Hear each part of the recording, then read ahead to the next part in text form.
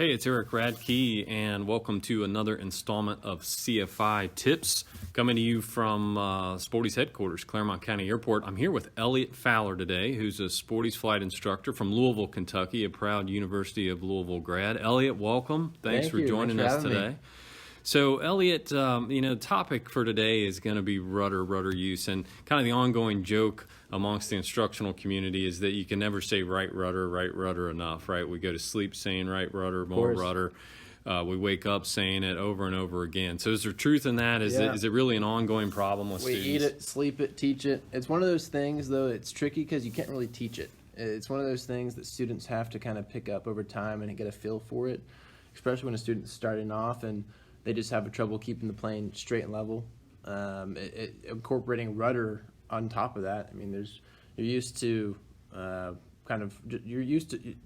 less axes when you're driving a car. There's a lot more ways the airplane can move in the sky, so it's kind of tricky to teach that to them. You gotta feel it. I understand. So what are some strategies that you have to help your students and clients with rudder use? I think that people over-explain it. You can just kind of dumb it down to keep the ball centered.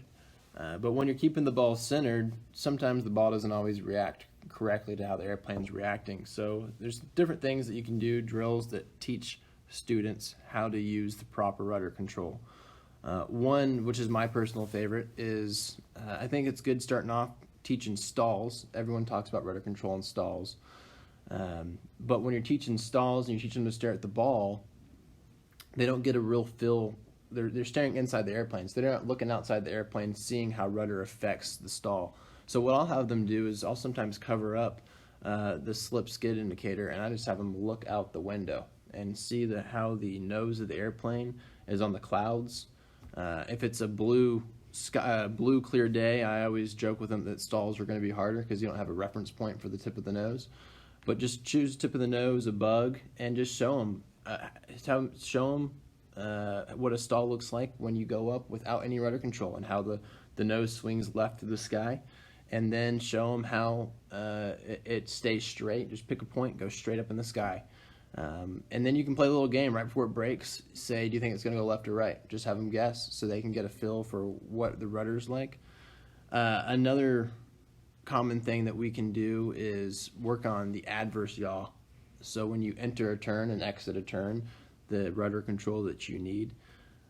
Something I'll do is I'll just do some turns in the air, have them look straight, and have them see the adverse yaw effect when some quick turns left and right 10 degrees, and then have them incorporate a rudder in the direction they're turning, so they can see how the object is to pick a bug or something and get it to stay in the same spot in the sky again.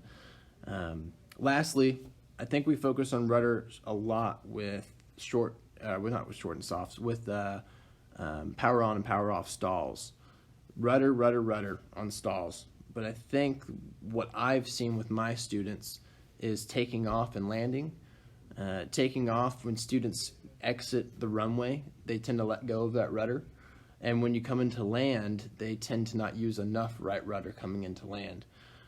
So that does correlate with power off, power on stalls, but when you actually put into effect with the actual why we practice power on and power off stalls. We practice it for takeoffs and landings lots of times.